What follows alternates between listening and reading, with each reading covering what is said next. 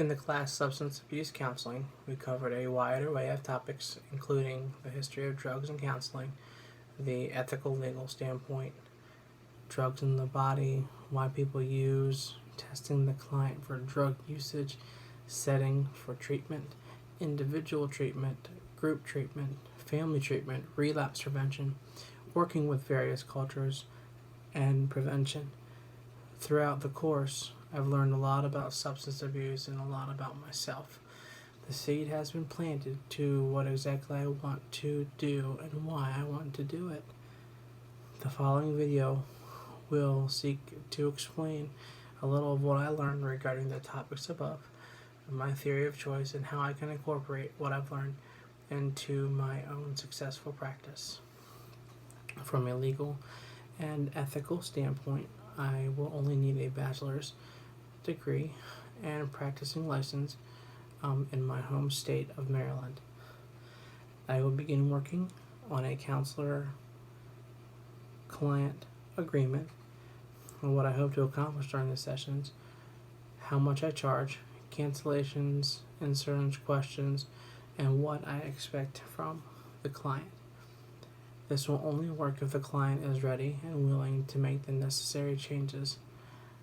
Since I am mainly working with youth, I will require the parents to be there for the initial session meeting, just so that they are aware of my expectations as well and where I stand and why I am the best fit for helping their child.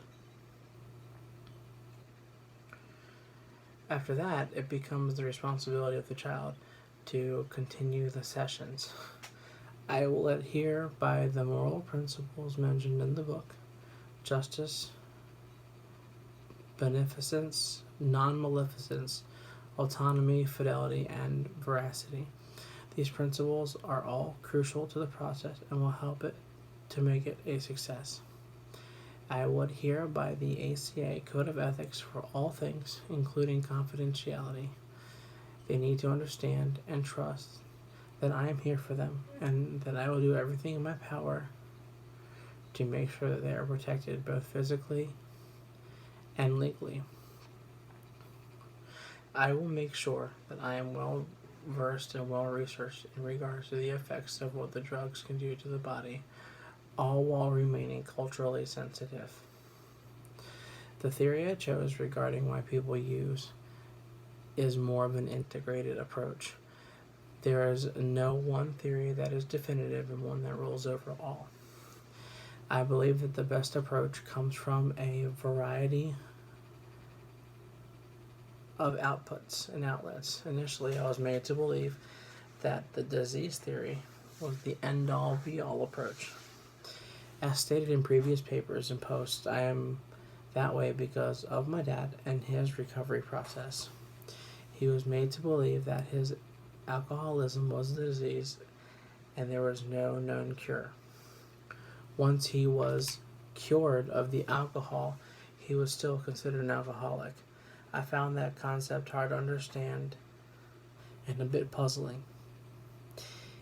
But he believed in that progress and that process, so we just let him be and we remained there for support. He believed in the 12-step program and occasionally goes to meetings now, almost 37 years sober. Whenever he feels not right in the head, he needs to talk to somebody. I also believe in the social learning theory penned by Bandura. Essentially, substance abuse and all behaviors are a learned process. We learn from a variety of outlets, including family, friends, and our environment. A proper assessment and diagnosis is crucial to the recovery process. Any sort of misinterpretation or issues regarding testing will result in a diagnosis that is not 100% accurate. If this belief in the diagnosis continues, incorrect medicine can be prescribed and will attack unintended parts of the body. From what I've seen in children and youth, dual diagnosis is extremely possible. A lot of children I come into contact with during the day suffer from anxiety and depression. Pair that with always needing pills to help stabilize them, and you have yourself a dual threat. Treatment setting and planning is important to the recovery process as well. One person won't be able to fully thrive and recover in a certain setting. A nice recovery plan is tailored to the individual. Some people will do better in individual settings, some in group settings, and some in family settings. It will be up to me and my resources to figure out the appropriate setting for them. Various settings, including inpatient, outpatient, and residential settings, are all prominent here on the eastern shore of Maryland. And we have numerous amounts of these settings also in the surrounding area. And it will be my job to connect with various individuals in those settings and use them as resources to help further my practice. Individual treatment allows for more of a rapport to be built. An individual rapport between the counselor and the client is essential because the client needs to know that the counselor is here for them and here for their well-being. A strong counselor-client, as I said, relationship is needed for the process to work. These types of treatment settings are for those who can't handle the distraction and pressure of being in a group. These type of individuals will withdraw from groups type settings. Family settings are for those whose drug problems really don't stem from family involvement or family history. Parents in this setting generally want what's best for their child and will stop at nothing to get it.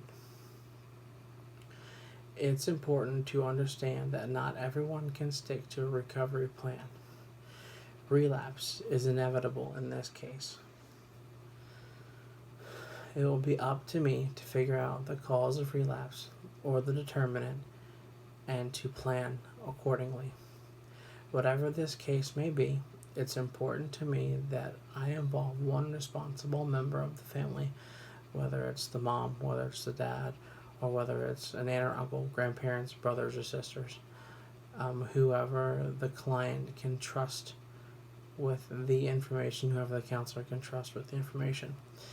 This is important because someone else needs to know the plan for recovery in case something was not to go according to plan.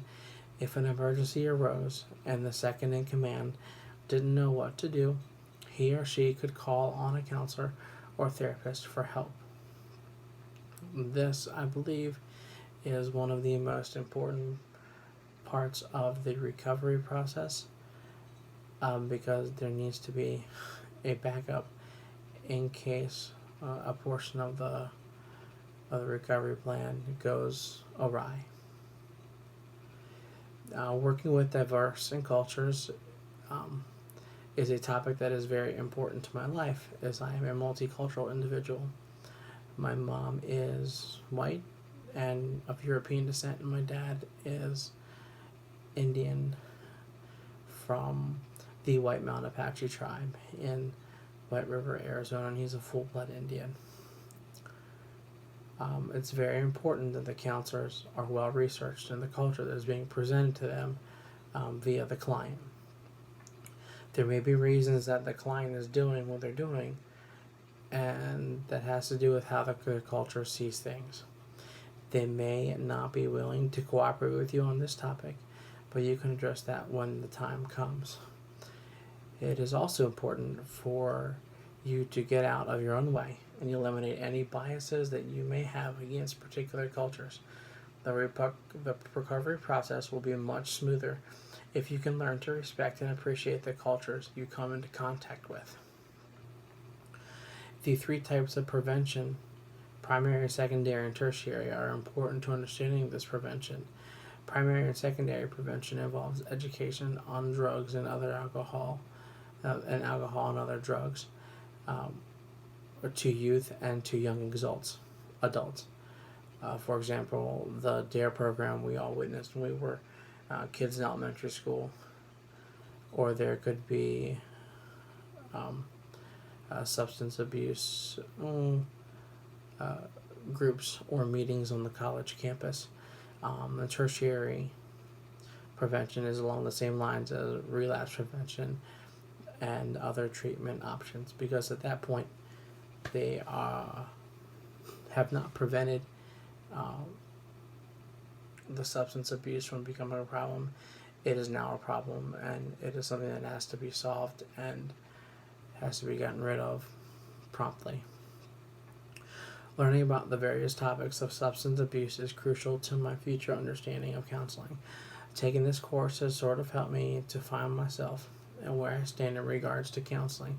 There are things that I am confident of myself in, and there are still things that I need to work on. All I know is I look forward to the learning process.